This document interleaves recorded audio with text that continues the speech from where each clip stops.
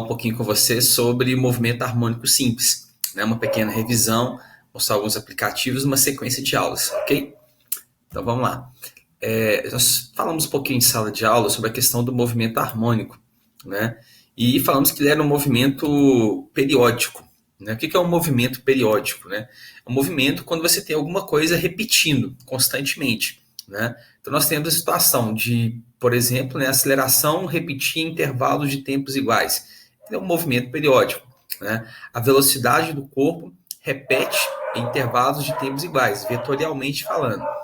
Ou, por exemplo, a posição, né? Então a gente tem alguns casos simples, né, de movimento periódico, como é o caso aqui, por exemplo, né, do movimento da Terra, né? O movimento da Terra ao redor do Sol, ele é periódico, tá? Ele repete, né, a cada ano, repete a posição dele, tá?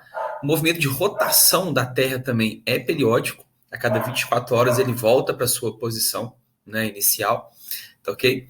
O ponteiro de relógios também é um movimento periódico. Você pegar o ponteiro de segundos aqui nessa figura, por exemplo, está no número 7.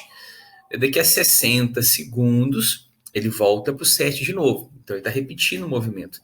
Então, chama de movimento periódico. Ponteiro de minutos, né? Daqui a 60 minutos, ele volta para essa mesma posição em cima do 2 aqui, ó, tá? Então, ele é periódico, o movimento dele repete, né? A posição dele repete em certos intervalos. E aqui você tem o ponteiro de horas, né? Em cima do 10. Então, depois de 12 horas, ele completa uma volta, né, e repete a posição em cima do 10. Então, ele também é um movimento periódico, tá ok? Quando a gente fala de movimento periódico, surge um conceito, né, que é muito usado na física, que é o conceito de período, né? Período a gente define como tempo. Na verdade, é o tempo que o corpo gasta para completar uma oscilação, uma volta, uma vibração, um ciclo, né? Então, nós vamos chamar de período. Isso é um conceito muito utilizado, né? Por mais que período comece com a letra P, a gente utiliza um T maiúsculo, né? Por quê? Porque tem a ver com tempo, né? Então, quando você utiliza aqui assim, ó, né, a ideia de período, né? Então, a gente está aqui, ó, a gente utiliza aqui a ideia de tempo, né? Então, por isso a gente vai chamar ele de T maiúsculo, tá? Então, o tempo necessário para um corpo, um objeto, completar uma volta, um ciclo, uma oscilação. Então, aqui nós temos um intervalo de tempo, ΔT, né? Delta é a variação do tempo, né? O intervalo de tempo. Esse Nzinho é o número de oscilações, número de vibrações, tá? Uma informação importante, número de oscilações não possui unidade. Então, a gente coloca sempre o período, né, com a unidade de tempo, né? Então, se você imaginar o corpo igual do relógio, né? 60 segundos para dar uma volta. Esse para dar uma volta já está incluído, né? Ou para dar uma oscilação, para uma vibração, ele não tem unidade. Tá? No sistema internacional, nós utilizamos aqui o segundo, tá? No sistema internacional, beleza? Mas existem outras unidades que a gente pode utilizar, né, com bastante atenção. Outro conceito importante é o conceito de frequência. A frequência está relacionada com quantas vezes aquele fenômeno vai repetir um certo tempo, né? Então é muito comum você utilizar hoje, né, com a questão do computador, por exemplo, a velocidade do computador, né, sei lá, 1 GHz, né? Quer dizer, quantas vezes aquilo vai repetir, né? O hertz é por segundo, né? Que é a unidade que a gente utiliza no sistema internacional, tá? Então é uma unidade bem comum. E a gente utiliza o F minúsculo, tá? Para determinar aqui a frequência. Se você observar a equação da frequência, é o número de oscilações dividido pelo tempo.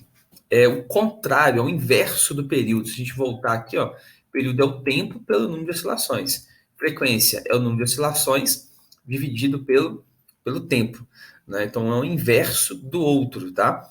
Então a gente tem aqui a mesma grandeza, né? Então se você analisar, vamos imaginar aqui a frequência de um corpo, né? Qualquer, de 0,5 Hz, por exemplo, né? Esse Hertz aqui, ele significa por segundo. Por segundo. Por segundo. Tá? Então, quer dizer, dá meia volta por segundo. Né? Meio ciclo por segundo. Tá? Já o período, né, desse mesmo corpo, você pode dizer que o período é igual a 2 segundos. Né? Por quê?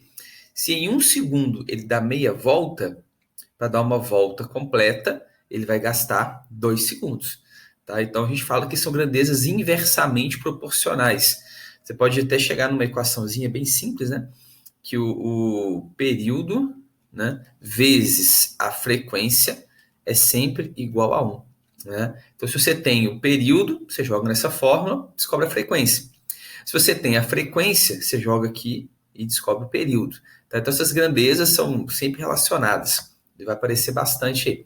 Tá? A gente vai aplicar isso em movimentos repetitivos, né? A gente chama de movimentos harmônicos, em duas situações básicas, né? Que é o pêndulo e o sistema massa-mola.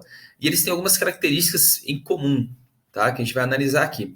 A primeira delas, quando você tem um pêndulo, igual esse caso aqui, tá? A gente tem um ponto que nós chamamos de ponto de equilíbrio, né? Que é esse ponto aqui, ó. Se você pegar esse aqui na vertical, por exemplo, né? Colocar ele nessa posição, ele fica ali parado, ele não se movimenta. Tá? Então ele vai ficar em repouso. Ele só vai sair dessa posição se você fornecer para ele algum tipo de energia, né? Alguma perturbação que nós chamamos. Tá? Então, quando você desloca esse pêndulo aqui, para o lado, aqui, por exemplo, vamos imaginar ele sendo deslocado aqui para o lado, ele vai descer, fazer um movimento, né? Até a outra extremidade e volta. Né? Então aqui a gente, vamos chamar aqui de ponto A, aqui de ponto B, por exemplo. Se ele sai do ponto A, vai até o ponto B, retorna para o ponto A, nós dizemos que ele completou aqui uma oscilação. Tá? Mas para isso tem que tirar ele dessa posição de equilíbrio. Beleza? Ele tem que sair dessa posição de equilíbrio. Ok? Então aqui a gente tem uma situação interessante, né? Porque quando a gente tira da posição de equilíbrio, nós dizemos que provocamos nesse corpo uma perturbação.